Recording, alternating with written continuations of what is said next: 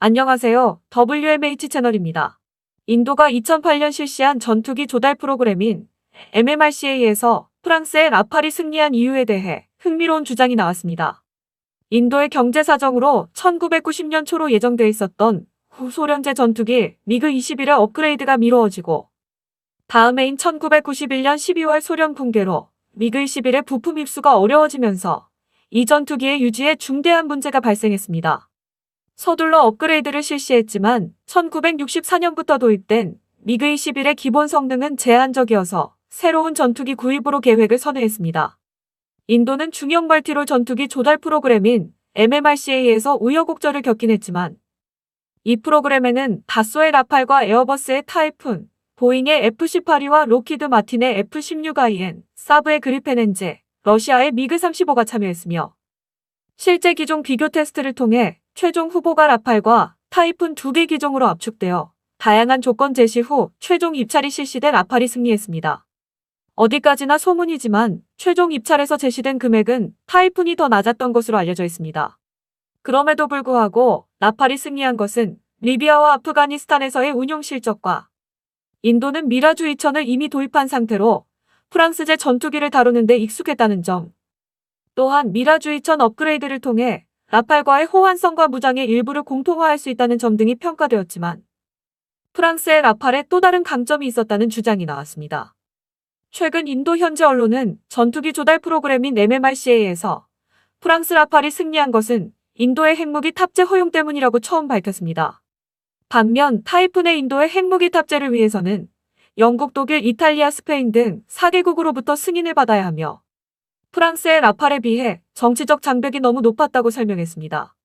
결국 프랑스는 라팔에 대한 인도제 핵무기 탑재를 허용함으로써 입찰 가격차를 뒤집었다는 뜻이며 그렇게 말하면 인도의 핵실험에 부정적이었던 미국의 F-18이나 F-16IN, 핵무기 운반 기술을 보유하지 않은 스웨덴의 그리펜 엔진은 애초부터 기회가 없었을 것입니다. 프랑스는 브라질 핵잠 수함 건조에도 협력하는 등 타국의 핵 전략에 유연하게 대응함으로써 방산 시장의 독특한 입지를 확보한 것으로 보입니다. 물론 누구나 오케이일 수는 없지만 미국처럼 절대 핵잠 수함 관련 기술은 수출하지 않겠다는 방침도 아니므로 우리나라가 핵잠 수함 건조 때 반드시 프랑스를 꼽는 것도 그 때문일 것입니다. 핵잠 수함 건조는 문재인 대통령의 대선 공약 중 하나로 핵잠 수함 획득 프로그램은 물밑에서 조용히 진행되고 있다고 알려졌습니다. 원자력 잠수함 확보가 처음으로 대선 공약으로 대두될 때만 하더라도 안보 문제와 관련한 경쟁 후보들의 공세를 타개하기 위해 파급력이 큰 극적인 이슈를 선택한 것에 불과하다고 여겨졌지만 실제 행정부가 구성된 후 이와 관련된 일련의 행정작업이 진행되고 있으며 심지어 이를 위한 외교적인 노력도 꾸준히 진행되고 있다고 알려졌습니다. 또한 작년에는 한국 해군의 수건인 핵잠수함의 모델로 꼽혀온 프랑스 바라쿠다급 공격 원잠이 베일을 벗었습니다. 프랑스는 쉬프랑급 진수를 경사로 여겼습니다. 무엇보다 잠수함 건조가 11년 만입니다. 2008년 핵잠수함 르테리브람을 물에 띄운 뒤 자국 조선소에서 잠수함을 건조한 것은 이번이 처음입니다. 마크롱 대통령이 진수식을 찾은 것도 이런 이유입니다. 오랜 기다림 끝에 바라쿠다급이 나왔다는 점도 프랑스로서는 해묵은 과제가 풀린 격입니다. 프랑스는 1983년 2600톤급의 재래식 잠수함에 소형 원자로를 구겨 넣은 루비급 잠수함의 성능에 실망하고 경론 끝에 1998년 차기 공격 원잠 건조 사업단을 출범시켰습니다. 프랑스 정부 단위의 사업단을 설치하고 2003년부터 본격 설계에 들어갔습니다. 강제 절단이 시작된 2007년 프랑스는 2017년께는 실전 배치할 수 있다고 장담했습니다. 그러나 예산 부족과 결함 발견으로 수시로 건조 작업이 중단된 끝에 작년에야 진수시킬 수 있었습니다. 쉬프랑함이 실전 배치되려면 최소한 2년, 길면 3년이 더 걸립니다. 사업단 출범에서 부대 배치까지 사반세기 가까운 세월이 걸린다는 이야기입니다. 원잠 건조 경험이 풍부한 프랑스도 이 정도의 시간이 소요됐다면 한국의 원잠 건조가 본격 시행되더라도 더 늦어질 가능성이 큽니다. 한국 정부가 원잠 도입을 강행하더라도 최소한 20년은 소요될 것으로 보입니다.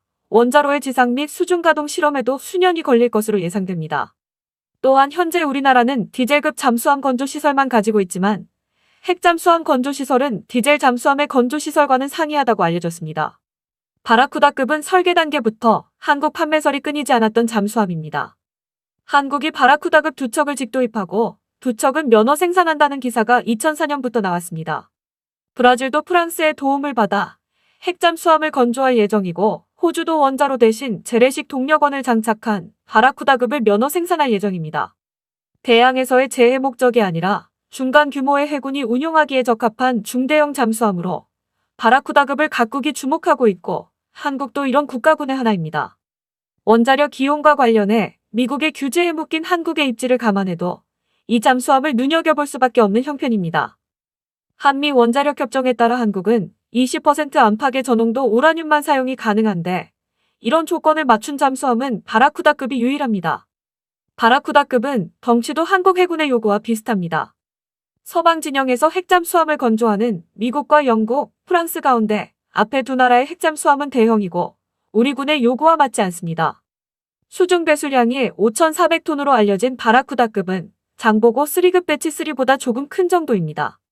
재래식 잠수함에 원자로를 탑재했던 누비급의 경험도 장보고 3급을 원형으로 삼아 한국형 원자로를 심으려던 해군의 생각과 맥이 닿는 부분이었습니다.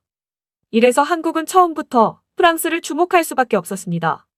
한국 해군이 핵잠을 건조하려던 시기는 2003년이었고 당시 조영길 국방부 장관이 필요성을 대통령에게 제기한 날짜가 2003년 6월 2일이어서 362 사업으로 불렸던 노무현 정권의 원잠 사업단은 그 존재가 국내 보수 언론에 대서특필되면서 물거품으로 사라졌습니다.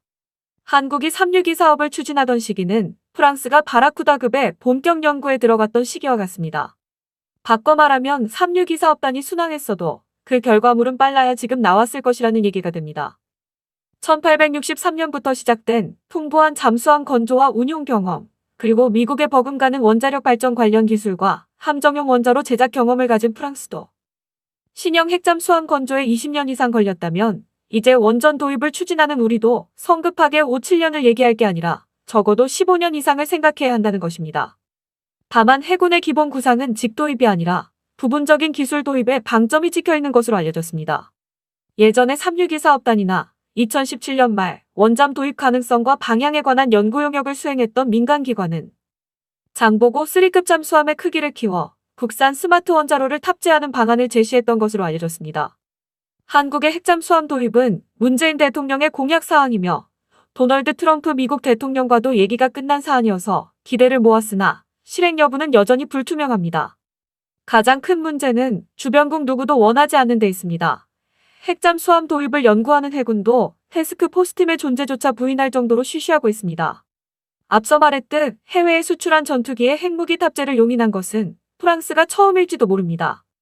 바꿔 말하면 핵잠수함에 필요한 기술 협력을 할 수 있는 나라도 프랑스가 유일하다는 말이 됩니다.